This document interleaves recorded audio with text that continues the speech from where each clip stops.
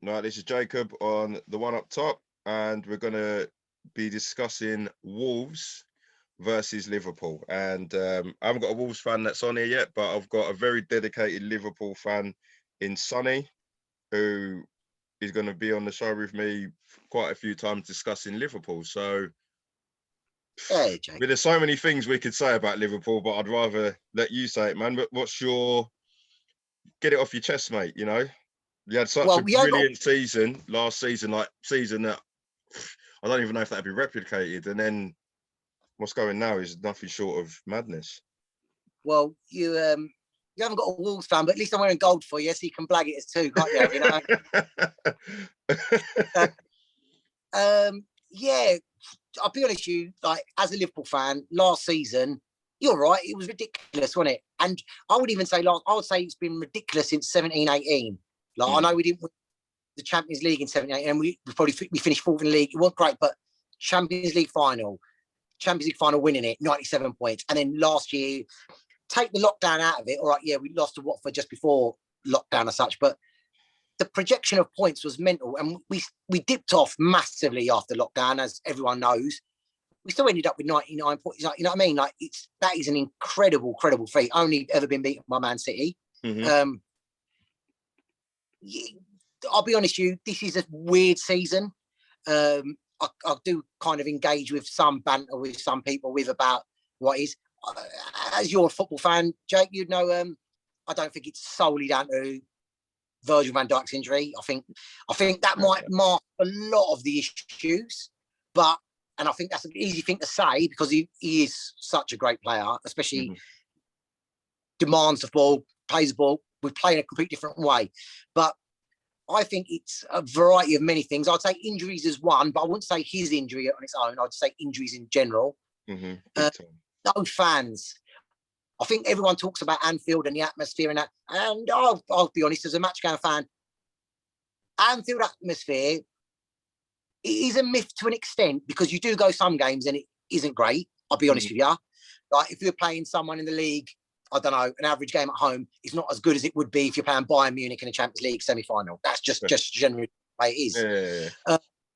But if you go and take away fans from Anfield, you've got a problem and you're starting to see that. Like, we are not so much better on the road, but we're better than we are at home record at the moment. But that's kind of how it works, and that's where I think. Yeah, you know, it's like I agree with you because my cousin supports Liverpool, and we agree. You know, it's not an excuse. It's not Liverpool fans saying because we ain't got no fans, this is what's happened. It's the case of you ain't got no injuries, and Klopp normally uses a fan as a 12th man. Like, I went to Anfield to watch Liverpool Tottenham 2 years ago, and I remember just sitting there when the flag's going round and you get all the atmosphere, you kind of sitting there thinking, flipping hell, like, it is a bit different to most places. So I'm fully in agreement that if you like when I went there and watched the 2-2, if you took the fans out of that stadium that day, I reckon Tottenham might have beat you. But I think the fans were just going mad. I remember when Salah scored last minute to make it 2-1, I was just stood there. Felt like I was in Anfield on my own because it was just madness. So I fully agree that taking the fans out of, there's a lot of clubs. There's yours. There's Sheffield United.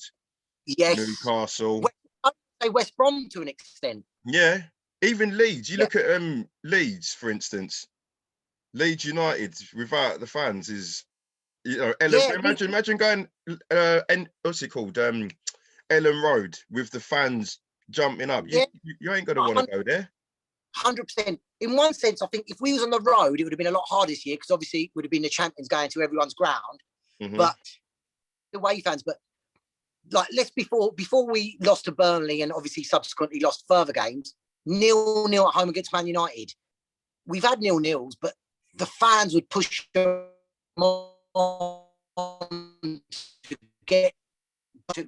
And Man United, they've gone to Anfield and in the nicest way, they shit themselves the last couple of times, but they didn't because they had no fans. They had no fans to fear. Do you understand? It was just it's a bit like a training game. That's why Man City, I know they wobbled a bit at the start, but Man City, let's be honest, they played probably the best football, and they play the most football like a training session, don't they? So if you take fans out to them, it's going to be a bit like playing training. And let's be honest, Man City ain't got many fans anyway, so it's normal for them, you know what I mean? It's the truth. And that's another thing that I've always thought, that if you get Man City with the quality they've got and just give them a training atmosphere, they will batter everybody. And that's exactly 100%. what's happened. Exactly. I know they wobbled an issue at the start, but that is it. They're the best team football-wise, ain't they? And they've got the best squad. And then when you have injuries and stuff like that, and coronavirus, this player might have it, whatever, or travelling there and they got etc. or they need resting, they're going to be the best team. Look at Man United. I know we're spinning it around, but Man United have been shit for about 8 years. Would you say? Yeah. As soon as you take the fans out of Old Trafford, they start being all right again because they haven't got that noise in the background, and they're going to carry on normal, ain't they? And I think that has got a lot to do with it. Definitely. Yeah, I know.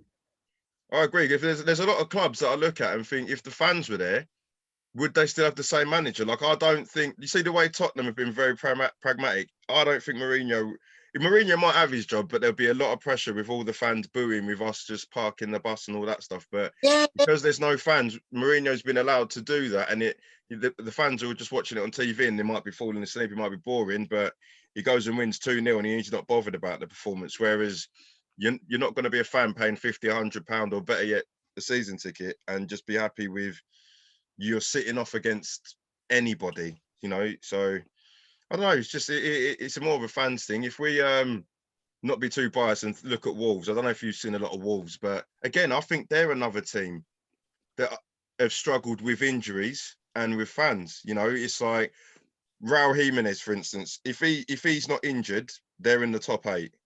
Simple as that, because of his goals. He's a top striker at the end of the day, isn't he? He's a top striker that could, even though Wolves are a good team, you could see him at one of the top 4, couldn't you, really? Yeah, definitely. You know, definitely. So you take... Yes, exactly. You take him away. I don't know. I think your connection's going a bit funny, mate. I don't know what's going on. Let me try and... Might be better. I've just connected to the phone. Can you see me, Jake? I can't see you, though. No, I can't see you. All right, cool. Let me try and... Can you see me now or not really? No. All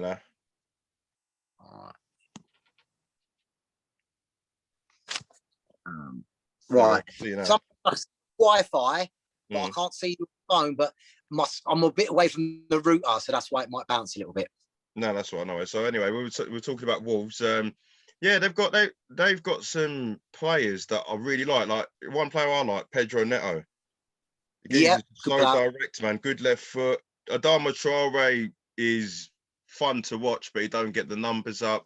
But again, everybody's been he's been a bit hit and miss this season, hasn't he? Especially. Yeah, definitely. And it's like, the reason why Traore isn't getting the assists and the goals is because Jimenez ain't playing, because Jimenez used to either set him up or get on the end of his crosses.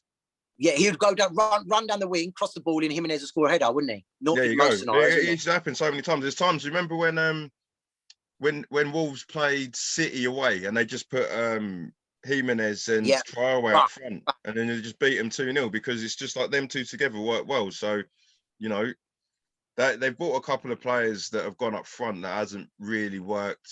Apparently, Jimenez is looking to come back, bruv. Did you hear about that? Yeah. His injury was fake, but they're saying, he might make a shock return by the end of the season, which is fantastic, because he was a very bad injury, wasn't it? Like, it was life-threatening, wasn't it, at one point? That's what I'm saying. I think he's brave. It's like the same thing happened to, remember Ryan Mason when he was at Hull? Yeah. He got that, and then he wanted to play, and the doctors were like, look, mate, you've got metal in your head, you can't play. But then Raul Jimenez has got the same thing, and he's in training, getting ready to play. Like, I wouldn't be going up for another header, mate. Yeah, not for, yeah. And Wolves are a funny team. I'll be honest with you, like, obviously you're in the Midlands and stuff, but everyone kind of likes Wolves. They're one of those clubs, a bit like, you know, everyone likes West Ham. I agree, yeah. Because I think Wolves have gone up, they've done it right, they bought players, they bought nice, every player's good, like Neves is nice in the eye, Martinho, like, they're a nice team, and they've got quite a good size at the back, Connor Cody, yeah. And they're a good team. And the only thing was let them down a bit this season is because they haven't got Raul Jimenez, they've kind of lost that danger a bit. of them. Yeah, Do you understand? yeah. But they still got good results. And I'll be honest with you, like, we was playing anyone last year, I'd say, I've never been cocky in the sense we're going to win, but I would have been more cocky. But now it's a really hard one to judge with. Put it this way, if top four becomes unattainable in the sense of we cannot get it, will he start putting the eggs in the Champions League basket? Because I don't think we're going to win the Champions League, but on reality, if you're looking at percentages, what's the chances? 20% to win the Champions League? I'd say top four is probably similar, isn't it? 20% chance. So well, no, you probably got to go into this game and say, if you want to say that Liverpool are going to get top four, because Chelsea have dropped points. Chelsea have dropped points. You know, Tottenham are away to Arsenal.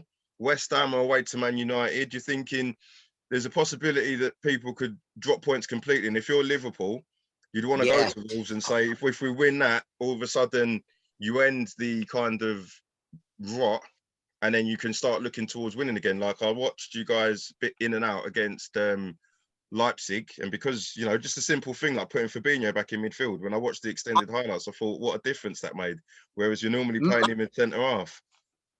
Yeah, and I think people who like will watch this, etc.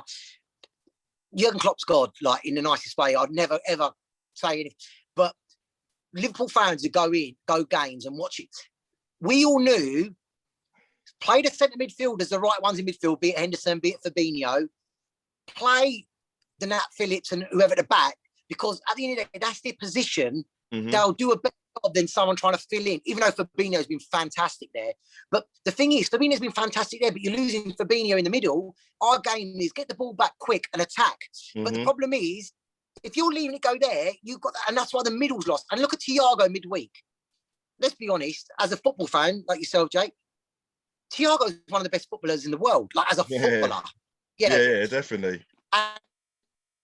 And when we come at the start of the season, Chelsea away, he's come on half time, put his shot on, and every one of my mates gone, oh my God, this geezer, he's on another level. And we was like, wow, he's going to take us to that next level. And then obviously the injuries and the defense, like Henderson went back, Fabinho went back, and Thiago looked lost, didn't he? Like, he looked like, because he ain't a worker. He was puffing hard. He was thinking, Jesus, geezer's shattered. You know? But you remember in the German league, they just boss it, don't they? They just boss it, don't they? Bayern Munich, especially him. But now, did you see him midweek? He had a much better game, putting a through ball. He should have actually scored that first chance. He shouldn't have passed it to Salah. He should have just scored. He was in the middle of the goal. That's the type of player he is, though. He'll look to. He wakes up in the morning hoping he can get 3 assists rather than 3 goals. Yeah. And but he just looked so much more set because. And did you notice that we get the ball back quick and we spring the ball forward? Where unfortunately, when we was trying to play the Fabinho and Henderson at the back, that's the problem. And then because you look midfield, you're not got makeshift defence, you've got a makeshift midfield, and you're getting 2 bad problems rather than 1 bad problem. I agree, and that's what me and my cousin used to say all the time. It's like you could have Fabinho and Henderson and rely on them because they're good midfielders, but then you'd have a midfield three of say Wijnaldum, maybe Milner and Thiago, and you used to look at it and think, all right, so who's going to break up the attacks out of them 3? Milner will give it a go, but he's only there for squad rotation. Thiago's not going to do that, and Wijnaldum does that well with a unit, which was the 2 at the back. So it's just like it's weird watching Liverpool without those guys in there. It's just weird because that's how you had them good 2-3 years with them 3 in the middle. When he does the 4-3-3, it's normally Fabinho is the 6, Henderson, Wijnaldum would be like it's a triangle between them 3. Do you understand? So if you kind of out of that triangle, it's kind of very flat. And once you pass that line, you're at the defence. And then when you've got, let's be honest, like people say about injuries, I'm not going to, but 19 different partnerships at the back is strange. Like you can understand 3 defenders getting injured, that's fine. But 9 different combinations of the centre half, that is not normal in a football season. Remember, we're only in March and the season started in August. So it's not like, and that was late August as well. 19 different combinations is crazy. So Virgil van Dijk getting injured was one thing. But I think, I don't know if we would have won the league, but I definitely think we would have definitely been in the mix for the league with Gomez and Matip. Yeah, I agree. Gomez getting for England. Matip is fantastic, great footballer, reads the game, but he's made of glass, and he's injured all the time. He is, yeah, big time. So, and then Fabinho's done for Fabinho and Matip, we was all right. Then because you can lose Fabinho because he's only one, but then when you start playing Fabinho and Henderson, you're losing the whole concept of the getting the ball back, springing the attack, the tempo.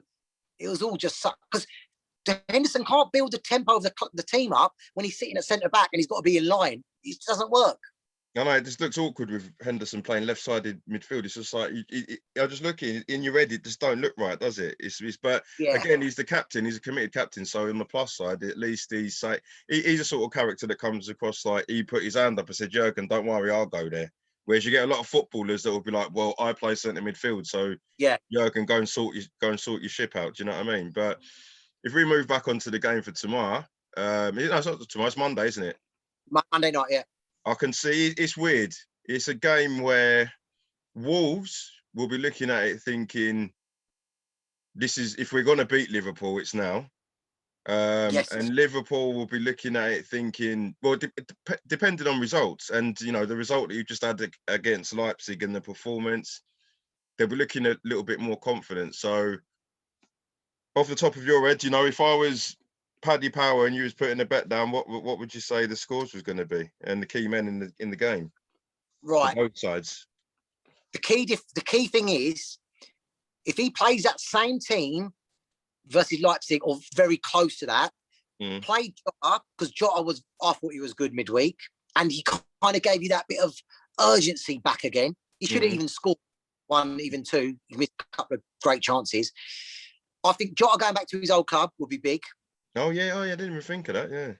Yeah, Jota going back to his old club, and I think if he plays Fabinho in midfield,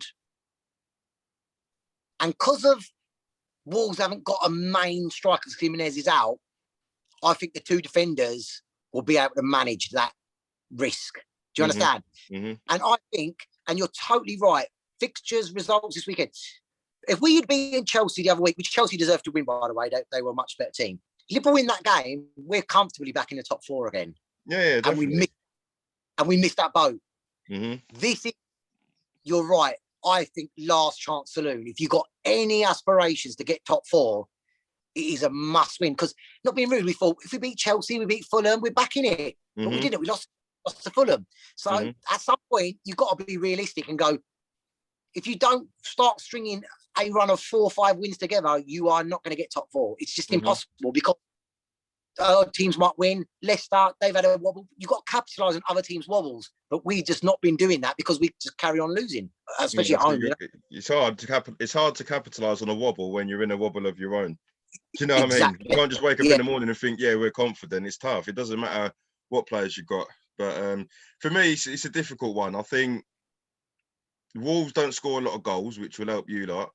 And madly, even though you're having a season like this, Salah's still like mental. He'd be saying to himself that I can still win the Golden Boot. You know, it's crazy the amount of goals that the guy scores. And whenever we talk about who's the best player in the league, who's the best on stats, you know, we're always talking about Harry Kane, Bruno Fernandes.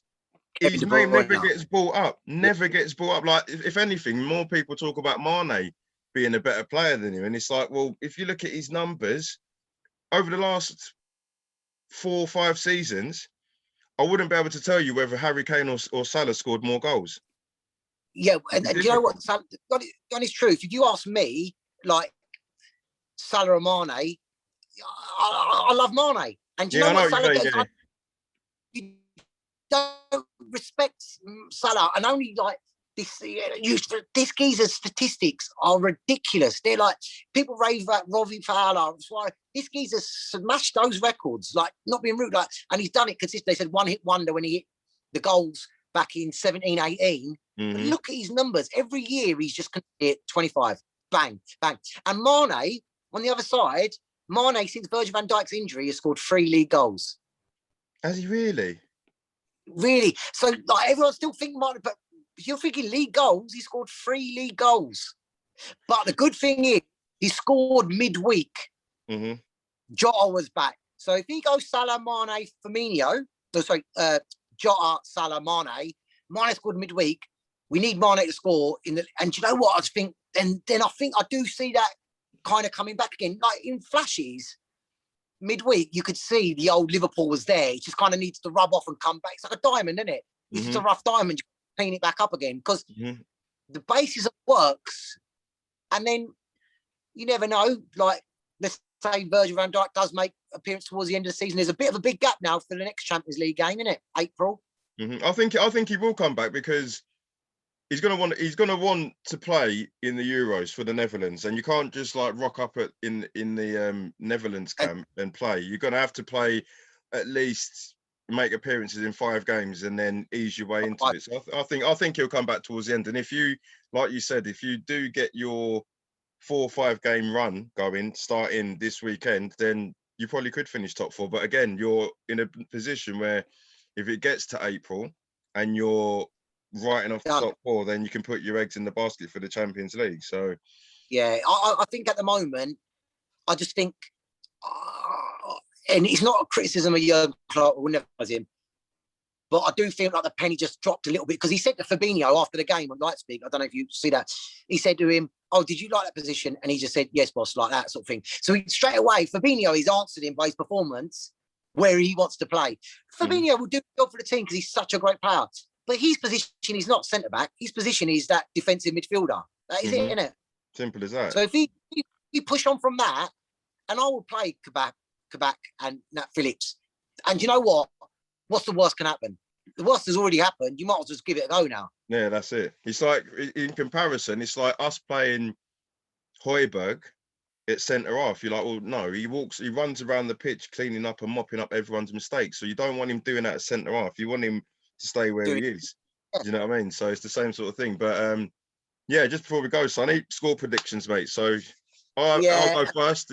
I'll let you have a little think. I think if I was going to do, so I'd say it's going to be a game where 2 teams are still trying to figure themselves out.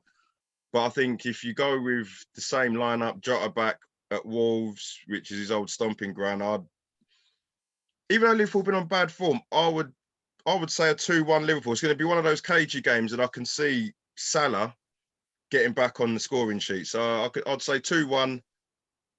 Salah and Jota to score because there's so many players that go back to their old stomping ground and score. So I think Jota will score, Salah will score, and on Wolves, it'd be, they've got a lot of pace. So I could see maybe your defence getting caught out on the odd chance and maybe a Pedro Neto banging a goal. Yeah, so, exactly.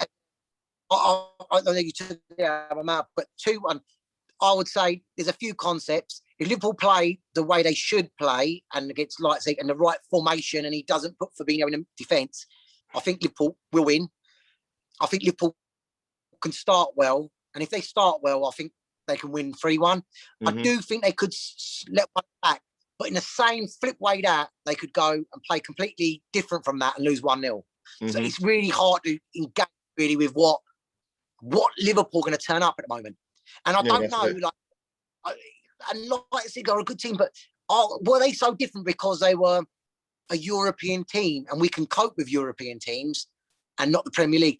But Wolves won't sit like Fulham do, Burnley did when they come to Anfield. They won't sit and try and hit us. Wolves will try and give us a game. And I think you're right. We will open them up. And Salah, and I think Jota, I think 2-1 and maybe 3-1 if Liverpool score quite early. That's my personal opinion. Yeah, so we'll see. So what we'll do then, Sonny, is we'll obviously watch the game on Monday, and then either Monday night or Tuesday night, we'll have a little catch-up, review the game, and we'll just chat and see whether our predictions were correct. And hopefully in that time, I might be able to get a Wolves fan on and you can both have a chat about the game collectively. So yeah, let me know. If you're searching for a Wolves fan, I do know a couple of the Punjabi Wolves boys. So you never know. Yeah, I was going to say, I'm sure you know them, didn't you? So... but yeah, that's it. We'll give us a shout, mate. And obviously, if it's not a great result, you might not want to contact me that night. No. I'm giving everybody a day because like when you watch a game, sometimes you don't really want to talk about it straight afterwards. Sometimes some people do. I do. If we lose a game, I prefer to just talk about it straight away. But I'd rather give everybody the option. So we'll do that. Nice one for jumping on, Sonny. And yeah. I'll get the video up in about an hour or so, and then I'll send you the link, and we'll roll forward from here. No worries, mate. Well, you take care, and I'll speak to you soon. Yeah, sweet. Nice one, Sonny. Take care, mate. Bye now. Cheers, mate. Bye-bye.